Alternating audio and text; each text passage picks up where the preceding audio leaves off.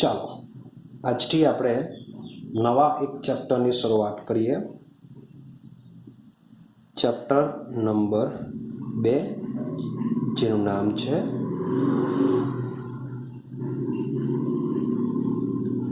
Drama, જેને આપણે ઇંગ્લિશમાં કહીશું સોલ્યુશન. ક્લિયર છે? તો મોટે ભાગે આપણા જીવનમાં જે પણ વસ્તુના સંપર્કમાં આવીએ છીએ તે શુદ્ધ હોતી નથી. આનો મતલબ સમજીએ કે મતલબ શું થાય. ક્લિયર છે? તો શુદ્ધનો મતલબ એવો થાય કે તેમાં બે કે તેથી વધુ પદાર્થો કેવા હશે? મિશ્રણ હશે. ક્લિયર થાય છે? તો આપણા જીવનમાં જે મોટે ભાગે આપણી જે બધી વસ્તુઓ છે એ વસ્તુઓ જે પદાર્થો છે એ પદાર્થો આપણે કોઈ દિવસ શુદ્ધ સ્વરૂપમાં મળતા નથી. ક્યાં તેઓ બે કે તેથી વધુ પદાર્થોના મિશ્રણ સ્વરૂપમાં આપણે ઉપયોગ કરીએ છીએ. હવે તેની જે ઉપયોગિતા છે, આ જે બધી વસ્તુઓ છે કે જે અશુદ્ધ સ્વરૂપમાં મળતી હોય છે અથવા શુદ્ધ સ્વરૂપમાં મળતી નથી, તો તેમની ઉપયોગિતા અથવા તો તેની જે અગત્યતા છે એ અગત્યતા અથવા ઉપયોગિતા તેના બંધારણ ઉપર આધાર રાખે છે. કેવી રીતના? જેમ કે એક્ઝામ્પલ તરીકે લઈએ તાંબુ. તો તાંબુ વિશે તમને આઈડિયા હશે કે તાંબુ શું છે. પણ તાંબુ કરતા પહેલા હું લઈ લઉં. ચાલો પિત્તળ લઈ લઈએ. પહેલા તાંબુ અથવા પિત્તળ તમે લઈ શકો છો. પિત્તળને આપણે કેમેસ્ટ્રીના ભાષામાં બ્રાસ કહીએ છીએ. બ્રાસ. તો પિત્તળ અથવા બ્રાસ છે એ કોપર અને ઝિંક ધાતુનું મિશ્રણ છે. જે બ્રાસ અથવા પિત્તળ છે એ શું છે? કોપર અને ઝિંક ધાતુનું મિશ્રણ છે. બીજી જ એક એવી મિશ્રણ છે જર્મન સિલ્વર. તો જર્મન સિલ્વરની વાત કરીએ તો જર્મન સિલ્વર કોપર, ઝિંક અને નિકલ ધાતુનું મિશ્રણ છે. મીન્સ કે 3 ધાતુ તમે ભેગી કરો તો બનશે જર્મન સિલ્વર. તો આપણે કહી શકીએ કે આ જે જર્મન સિલ્વર છે શુદ્ધ નથી. એ શું છે? અશુદ્ધ છે. કેમ અશુદ્ધ છે? કારણ કે જર્મન સિલ્વર 3 ધાતુની બનેલી છે. કોપરની બનેલી છે, ઝિંક અને નિકલ ધાતુની એ બનેલી હોય છે. ક્લિયર થાય છે? ચાલો એવી જ એક બીજી ધાતુ લઈએ, કાસુ, જેમ ઇંગ્લિશમાં આપણે શું કહીએ છીએ? બ્રોન્ઝ કહીએ છીએ. બ્રોન્ઝ મેડલ આપણે કે જે ત્રીજા નંબર વાળાને બ્રોન્ઝ મેડલ આપે છે. તો એ બ્રોન્ઝની વાત કરીએ, જે કાસુ છે એ કાસુ કોપર અને ટીન આ 2 ધાતુનું મિશ્રણ છે. ક્લિયર થાય છે? હવે તમે વિચાર કરશો કે બધામાં તમે ચેક કરશો કોપર છે, તો શું બધાના ગુણધર્મો સમાન હશે? તો ના. તેઓની જે સંરચના છે, તેઓનું જે બંધારણ છે બધાનું અલગ અલગ છે અને તેના ગુણધર્મો પર કેવા તમને જોવા મળશે? અલગ અલગ જોવા મળશે. તો જેવી એક્ઝામ્પલ છે એ બધા એક્ઝામ્પલ શુદ્ધ હોતા નથી. બધા કેવા છે? અશુદ્ધ છે. અશુદ્ધનો મતલબ એમ નથી કે તેમાં બધી કંઈ ને કંઈ ખરાબી હશે, પણ અશુદ્ધનો મતલબ એવો આપણે કાઢીશું કે અહીં અશુદ્ધ એટલે કે 2 કે તેથી વધુ પદાર્થો એકબીજા સાથે ભેગા હોય છે, માટે આપણે એને અશુદ્ધ કહીશું. જ્યારે શુદ્ધનો મતલબ એવો કાઢીશું કે પદાર્થ માત્ર ને માત્ર કોઈ એકથી જ બન્યો હોય, તો આપણે એને શુદ્ધ કહેશું. ચાલો બીજા એક એક્ઝામ્પલની વાત કરીએ. માની લેવું કે પાણીમાં 1 ppm, આ ppm શું છે? પાર્ટ્સ પર મિલિયન કહેશું આપણે એને, જેને આપણે આ ચેપ્ટરમાં અભ્યાસ કરવાના જ છે. તો પાણીમાં 1 ppm ફ્લોરાઇડનું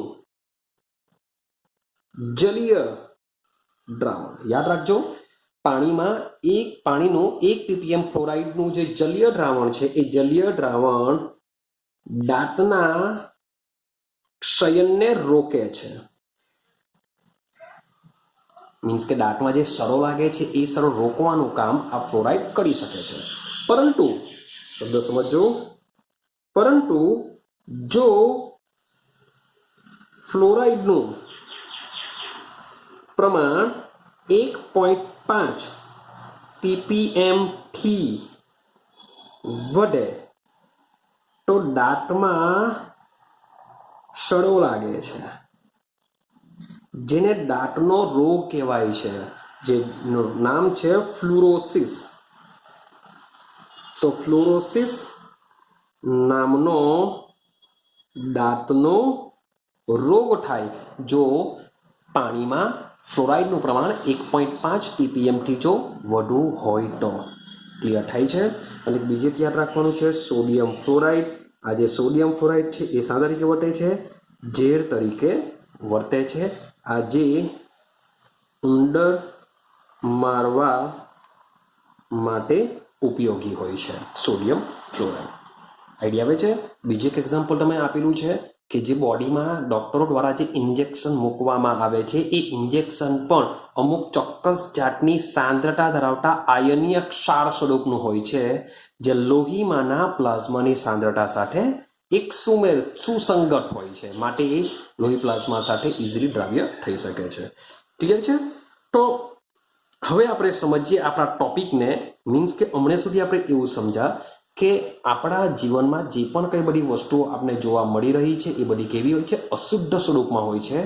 અશુદ્ધનો મતલબ એવો થાય કે બે કે તેથી વધુ પદાર્થો ભેગા થઈને બની હશે, કોઈ પણ એક પદાર્થ દ્વારા બનતી હતી નથી. તો હવે મેઇન ટોપિકની વાત કરીએ. ચેપ્ટરનું નામ છે દ્રાવણો. તો આપણે સમજીએ પહેલા દ્રાવણની વ્યાખ્યા કે દ્રાવણ કોને કહેવાય. ક્લિયર છે?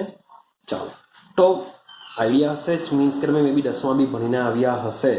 તો સમજો, જ્યારે બે કે તેથી વધુ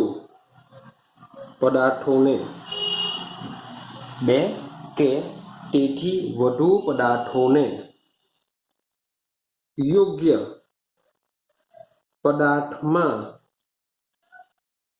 મિશ્રણ કરતા એક રૂપ અથવા તો સમાંગ મિશ્રણ મળે તેને દ્રાવણ કહે છે. ચાલો, આઈડિયા આવે છે? સમજો કે બે કે તેથી વધુ, શબ્દ બોલું છું બે, કે આપણે શું કરવું પડશે? ક્યાં તમે બે કે બે કરતાં વધારે બી પદાર્થો લઈ શકો. તો આપણે કોઈ એવા બે પદાર્થો લેશું કે જે એકબીજામાં શું થઈ શકે? મિશ્રણ પામી શકે. અને મિશ્રણ પામીને પણ સમાંગ અથવા એકરૂપ મિશ્રણ બનાવતા હોય તો આપણે એને દ્રાવણ કહેશું. ક્લિયર થાય છે? ચાલો, હવે સમાંગ અથવા એકરૂપ દ્રાવણ એટલે એનો મતલબ શું થાય? માન લો કે મારી પાસે પાણી છે. હું શું લઉં છું? પાણી. ચલો, પાણીનો એક ગ્લાસ લઈ લઈએ આપણે. મારી પાસે એક, માન લો કે આમાં મેં પાણી ભર્યું છે. દેખાય છે? ભૂરા રંગનું છે, મીન્સ કે H2O. આ પાણી છે. હવે આ પાણીની અંદર આ એક પદાર્થ છે. પાણી શું છે? એક પદાર્થ છે. તો હું શું કરું છું? બે કે તેથી વધુ પદાર્થોને યોગ્ય પદાર્થોમાં મિશ્ર કરું છું. તો માન લો કે મારી પાસે પદાર્થ તરીકે હું NaCl લઉં છું. NaCl અહીંયા બે લખેલું છે, પણ બે કે તેથી વધારે પણ ચાલશે. માન લો કે હું NaCl લઉં છું. તો NaClને જે પાણીમાં નાખા અને તેને હું હલાવી દેવા, તો ત્યાર પછીની જે તમારી સ્થિતિ છે એ પછીની સ્થિતિ તમારી આ પ્રકારની બની જશે. મીન્સ કે આ જે પાણી છે, પાણીમાં તમને મીઠું દેખાવાનું નથી. તો આ કયા પ્રકારનું દ્રાવણ બની ગયેલું કહેવાશે? સમાંગ દ્રાવણ બની ગયો છે. કેમ સમાંગ દ્રાવણ કહેવાશે? કારણ કે જે મીઠું છે એ મીઠાનું, મીન્સ કે આ પાણીનો ટેસ્ટ તમે કરશો તો ટેસ્ટ તમને કેવો લાગશે? ખારો લાગશે. ટેસ્ટ કેવો લાગશે? એનો ખારો લાગશે. તો આનો ટેસ્ટ તમે જે સપાટી પરનું જે પાણી છે એનો ટેસ્ટ કરશો તો બી તમને કેવો લાગશે? ખારો લાગશે. અથવા તો ગ્લાસના એકદમ તળિયા ભાગથી તમે એનો ટેસ્ટ કરશો તો પણ કેવો લાગશે? ખારો લાગશે. ક્લિયર થાય છે? मीन्स के तमारी अंदर जे तमारा ग्लासनी अंदर पाणीमां जे मीठું आवेલું છે એ મીઠું બધે જ એક સરખી રીતે પસરી ગયું હશે માટે આવું જે દ્રાવણ બને છે એને આપણે શું કહેશું સમાંગ દ્રાવણ કહેશું ક્લિયર છે એક વિસમાંગ વિશે બી થોડીક વાત કરીએ જરાક આઈડિયા આવી જશે માન લો કે સેમ કાચનો ગ્લાસ લઈ લો રેડી મેં મીઠાનો ભૂકો લઈ લીધો ડરેલું મીઠું લઈ લીધું આ રીતના ડરેલું મીઠું છે હવે એની ઉપર માની લેવું કે હું શું કરું છું એની ઉપર હું લોખંડનો ભૂકો નાખું છું તો લોખંડનો ભૂકો જો નાખું તો માની લો કે આ રેડ માર્કર વાળું છે તમને શું દેખાય છે લોખંડનો ભૂકો દેખાય છે તમે ચેક કરશો તો બંનેને એકબીજામાં એક સરખી રીતે મિશ્રણ થયેલા નથી ક્લિયર તમે એને આ મિશ્રણમાં તમે મીઠું દેખાવાનું નથી જ્યારે આમાં શું થશે તમને લોખંડનો ભૂકો મીન્સ કે કેવો હશે રાખોડી રંગ જેવો હશે આ સફેદ રંગ જેવું જોવા મળશે તો બંને તમે ઇઝીલી જોઈ શકો છો તો આ પ્રકારનું દ્રાવણ કેવું કહેવાશે વિસમાંગ કહેવાશે મીન્સ કે દ્રાવણ હંમેશા કેવું હોવું જોઈએ સમાંગ જ હોવું જોઈએ ક્લિયર થાય છે ચાલો હવે સમજો આગળ જઈએ આપણે દ્રાવણની વ્યાખ્યા કરીએ આપણે કે બે કે તેથી વધુ પદાર્થોને મિશ્રણ કરતા મીન્સ કે દ્રાવણની અંદર યાદ રાખજો પોઈન્ટની વાત કરું તો દ્રાવણ હંમેશા ઓછામાં ઓછા બે પદાર્થો મિશ્રણ કરવાથી બને દ્રાવણ હંમેશા શબ્દ બોલું છું ઓછામાં ઓછા બે પદાર્થો મિશ્રણ કરવાથી જ બને ખાલી એક પદાર્થ જો એમ કહેતો હોય કે ચાલો હું દ્રાવણ છું તો ભાઈ એ વસ્તુ ખોટું થશે ખાલી પાણી છે તો પાણી એવું નહીં કહી શકે કે હું દ્રાવણ છું પણ પાણીની અંદર માની લેવું કે હું ખાંડ નાખી દઉં કે મીઠું નાખી દઉં ખાંડ અથવા મીઠું નાખી દઉં તો આ જે વસ્તુ મિશ્ર થવાનું તેને શું કહી શકીએ આપણે દ્રાવણ કહી શકીશું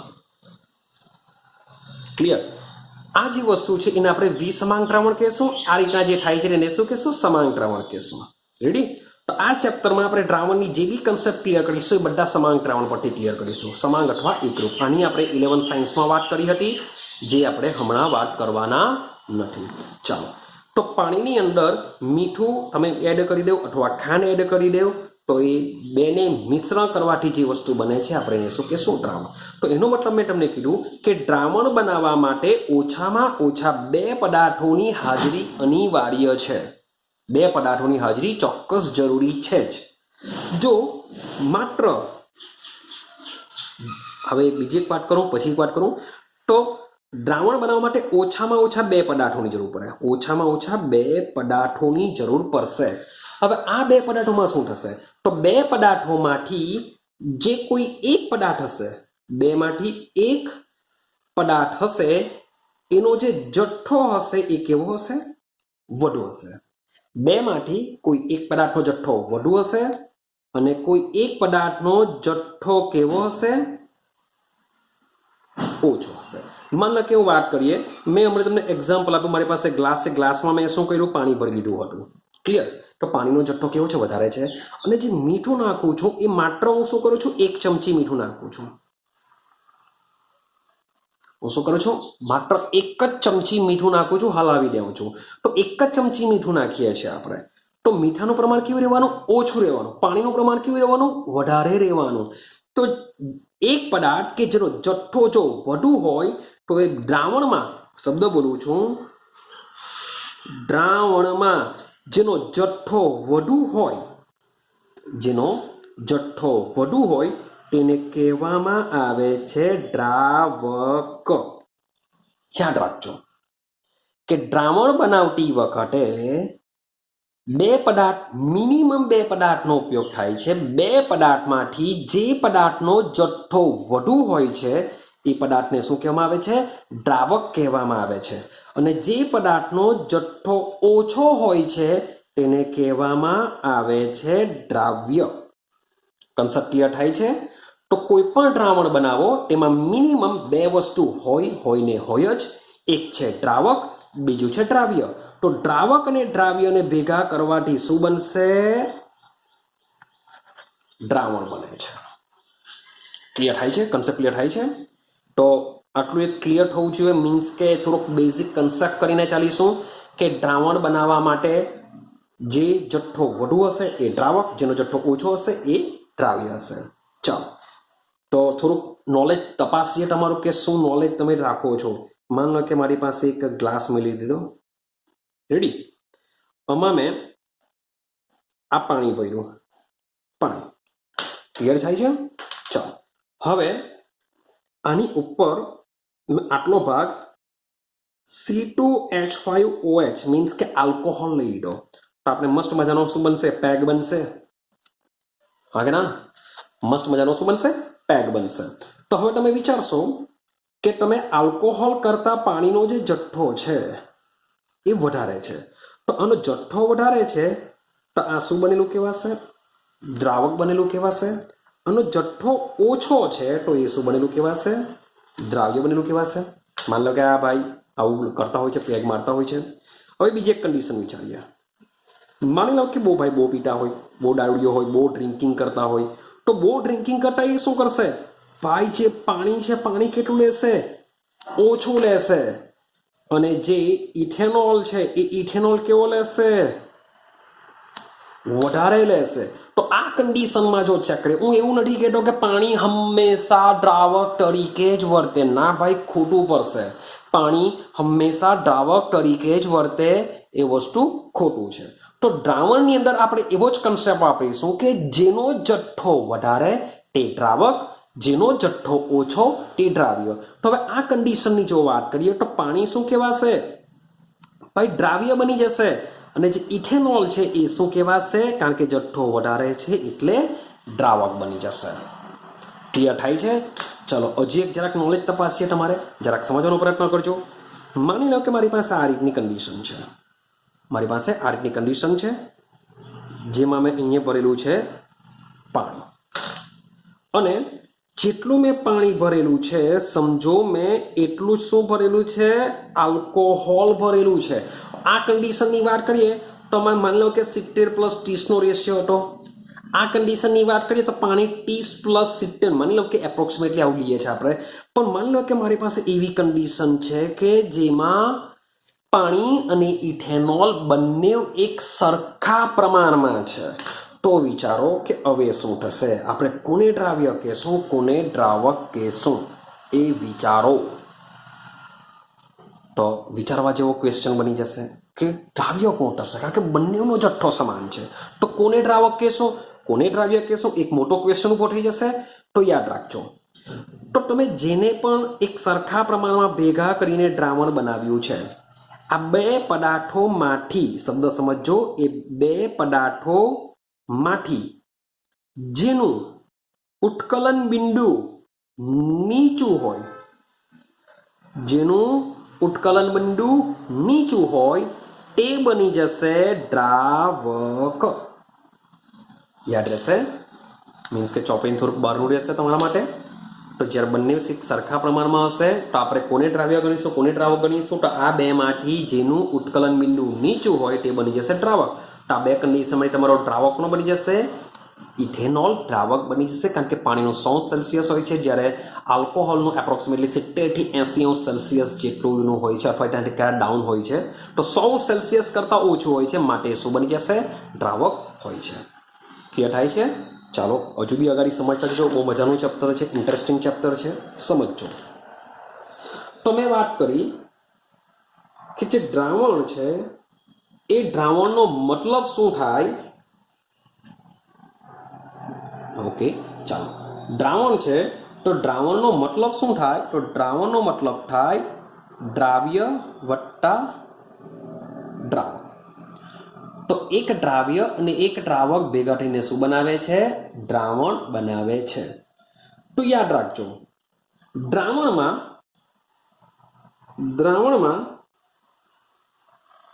દ્રાવક હંમેશા એક જ હોય છે. આ ફિક્સ છે કે જે તમારું દ્રાવણ છે એ દ્રાવણમાં દ્રાવક હંમેશા એક જ હોય. કે મને ખબર નહીં કે મૂવીમાં બી મીન્સ કે તમારો એક જ હીરો હોય, તેમાં ઊંધું વિચારવાનું છે કે અથવા હીરો વિચારો કે દ્રાવણમાં ભાઈ હીરો તો એક જ હોય, તેના પર જ બધું ચાલે. તો સેમ વસ્તુ દ્રાવણમાં જે દ્રાવક છે, વાત કરું છું દ્રાવક હંમેશા એક જ હોય, કે એટલે કે જેનો જથ્થો વધારે હોય, જેની ક્વોન્ટિટી વધારે હોય, તે હંમેશા શું હોય છે? એક જ હોય છે. રેડી? આગળ જઈએ તો દ્રાવ્ય વિશે શું છે? તો દ્રાવણમાં જે દ્રાવ્ય હોય છે એ દ્રાવ્ય એક મિનિમમ એક તો ખરું, તો એક અથવા વધારે પણ હોઈ શકે. વધારે પણ હોઈ શકે. જેમ કે એક્ઝામ્પલ લઈએ, માન લો કે મારી પાસે એક કાચનો ગ્લાસ છે, દેખાય એટલે મારે કાચનો ગ્લાસ લેવા. એમાં હું શું કરું છું? ભાઈ બહુ ગરમી પડે છે, મારે લીંબુ શરબત બનાવવું છે, હું સૌથી પહેલાં શું કરી દેવા? પાણી લઈ લેવા. હવે આ પાણીમાં તમે શું કરશો? ભાઈ લીંબુ નાખશો, એક પદાર્થ બની ગયો. ભાઈ તમે શું કરશો? NaCl નાખશો, એક પદાર્થ બની ગયો. ભાઈ તમે શું નાખશો? ખાંડ નાખશો, એક પદાર્થ બની ગયો. હા કે ના? બધાને હલાવી દેશો તો તમારું લીંબુ શરબત બનશે. તો તમે વિચાર કરો, આ જે રેડ પેનવાળા મેં જે 3 શબ્દ લખેલા છે, NaCl, લીંબુ, ખાંડ, એ બધા શું કહેવાશે? દ્રાવ્ય કહેવાશે. કેટલા દ્રાવ્ય છે? 3 દ્રાવ્ય છે. વત્તા દ્રાવકની વાત કરે, દ્રાવક કોણ છે? એક જ છે. માટે દ્રાવણમાં જે દ્રાવ્ય હોય છે એ એક પણ હોઈ શકે, એક તો હોવું જ પડે, પણ એક કરતા વધારે પણ હોઈ શકે છે. પણ દ્રાવણમાં જે દ્રાવક હોય, દ્રાવક હંમેશા કયો હોય? એક જ હોય છે. આઈડિયા આવે છે? તો એના પરથી આપણે જરાક વ્યાખ્યા બનાવવાનો પ્રયત્ન કરીએ, જરાક સમજવાનો પ્રયત્ન કરજો કે જે દ્રાવણમાં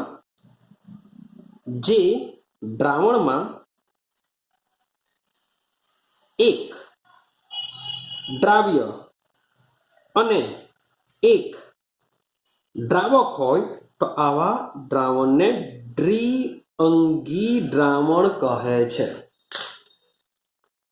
આવા દ્રાવણને શું કહીશું આપણે? દ્વિઅંગી દ્રાવણ કહીશું. દ્વિ મીન્સ કે 2, અંગી એટલે કે આપણે અંગ તરીકે લેશું, એટલે મીન્સ કે 2 અંગ. તો દ્રાવણમાં એક દ્રાવ્ય અને એક દ્રાવક હોય. એક દ્રાવ્ય, એક દ્રાવક, ટોટલ કેટલા થઈ ગયા? 2. માટે આવા દ્રાવણને કહેશું દ્વિઅંગી દ્રાવણ. સેમ જે દ્રાવણમાં એકની જગ્યાએ માની લો કે 2 દ્રાવ્ય અને એક દ્રાવક. દ્રાવક તો 100% એક જ રહેશે. શાની વાત કરું છું? દ્રાવક હંમેશા એક જ રહેશે. તો 2 દ્રાવ્ય અને એક દ્રાવક, ટોટલ કેટલા થયા? 3 છે. માટે એને આપણે ત્રિઅંગી દ્રાવણ કહેશું. સેમ દ્રાવણમાં 2 ની જગ્યા આપણે લઈ લઈએ 3 દ્રાવ્ય અને એક દ્રાવક, તો ટોટલ કેટલા થઈ ગયા? 4. માટે આને કહેશું ચતુર્થ અંગી કહેશું. તો સો ઓન આ પ્રકારે એની વ્યાખ્યા થતી હોય છે. પણ આપણે આપણા સિલેબસની અંદર જે પણ કંઈ વાત કરીશું એ વાત માત્ર ને દ્વિઅંગી દ્રાવણ માટે જ કરીશું. તો દ્વિઅંગી દ્રાવણનો મતલબ થશે એક દ્રાવ્ય વત્તા એક દ્રાવક. ક્લિયર થાય છે? આપણે આના વિશે જ અભ્યાસ કરીશું. ક્લિયર? ચલો હવે સમજો. હવે વાત કરીએ દ્રાવણ. ચલો દ્રાવણ બનાવતા આપણે આવડી ગયું કે ભાઈ આવી રીતના દ્રાવણ બને છે. એક દ્રાવ્ય ભેગો કરો, એક દ્રાવક ભેગો કરો, બંને એકબીજામાં મિશ્રણ થવા જોઈએ. મિશ્રણ થઈને એકરૂપ સમાંગ દ્રાવણ બનાવતા હોવા જોઈએ, સમાંગ મિશ્રણ બનાવતા હોવા જોઈએ, તો જ આપણે એને દ્રાવણ કહેશું. એનો જ આપણે અભ્યાસ કરવાના છે. ચાલો તો હવે વાત કરીએ દ્રાવણ. પણ દ્રાવણની અવસ્થા કઈ હશે? કે આપણે માન લો કે એક સોલિડને ભેગો કર્યો, એક લિક્વિડને ભેગો કર્યો, અથવા એક લિક્વિડને ભેગો કર્યો એક ગેસને. એવી રીતના એક સોલિડને કે ગેસને ભેગો કર્યો, અથવા સોલિડને ભેગો કર્યો. માની લો કે આ રીતના 2 પદાર્થોને ભેગા કરીએ છીએ ત્યારે દ્રાવણ જે બનશે, કારણ કે દ્રાવ્ય અને દ્રાવક ભાઈ બંને અલગ અલગ અવસ્થામાં છે. તો અલગ અલગ અવસ્થા, માની લો કે મારી પાસે NaCl છે, મીઠું છે, વત્તા પાણી છે. આ તમને જોવા મળશે પ્રવાહી અવસ્થામાં. આ તમને શોમાં જોવા મળશે? પ્રવાહી અવસ્થામાં. આ તમને જોવા મળશે ઘન અવસ્થામાં. તો સવાલ એવો આવે કે તમને આઈડિયા હશે, નોલેજ હશે, એટલે તમે બોલી દેશો કે ભાઈ આ બેને ભેગા કરવાથી જે ખાંડનું દ્રાવણ બનશે એ દ્રાવણ કેવું બનશે? પ્રવાહી બનશે. પણ એક જ કન્સેપ્ટ યાદ રાખવાનો છે. યાદ રાખજો કે દ્રાવણ બનાવતી વખતે આપણે શું કરીશું? પાણીને શું કરીશું? વધારે લેશું એટલે આ શું કહેવાશે? દ્રાવક કહેવાશે. અને ઓછો લેશું એટલે શું કહેવાશે? દ્રાવ્ય કહેવાશે. તો દ્રાવણ બનાવતી વખતે એક દ્રાવ્ય હશે, એક દ્રાવક હશે. તો દ્રાવક શબ્દ બોલું છું, દ્રાવક જે અવસ્થામાં હોય, દ્રાવક જે અવસ્થામાં હોય તે જ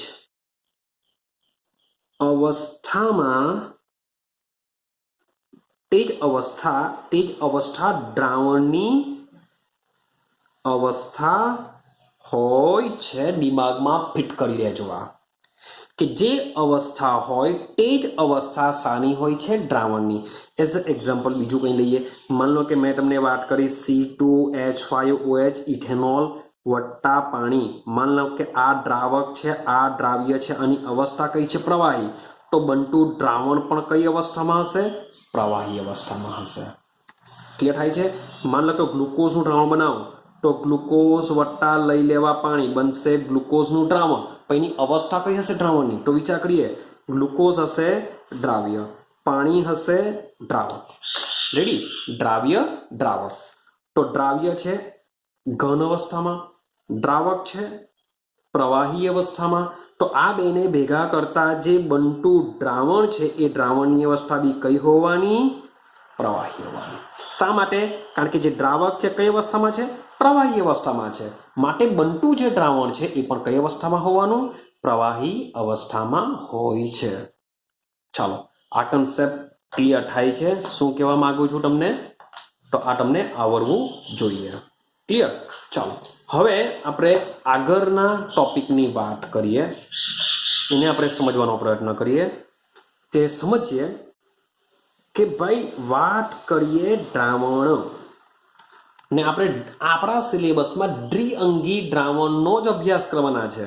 તો દ્રાવણની વાત કરીએ તો દ્રાવણ હંમેશા દ્રાવ્ય અને દ્રાવક આ બેને ભેગા કરવાથી જ બનશે. ક્લિયર છે? તો દ્રાવ્યની વાત કરીએ તો દ્રાવ્ય તો તમને ઘન અવસ્થામાં પણ જોવા મળી શકે,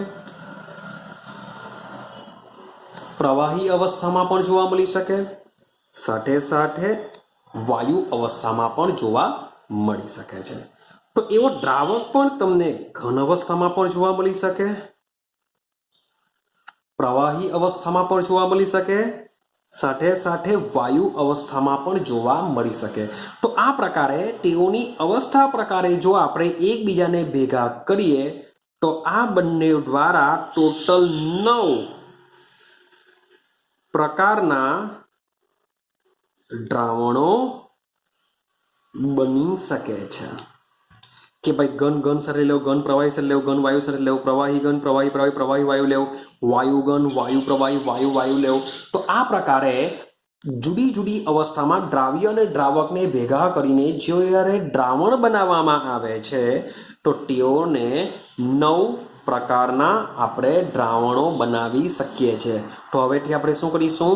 દ્રાવણના પ્રકારો ભણીશું કે આ પ્રકારે જે 9 પ્રકારના જે દ્રાવણો બને છે એ 9 પ્રકારના દ્રાવણોમાં દ્રાવણ કઈ અવસ્થામાં હશે, સાથે સાથે એના એક્ઝામ્પલ શું હશે એ તમારે યાદ રાખવાના છે.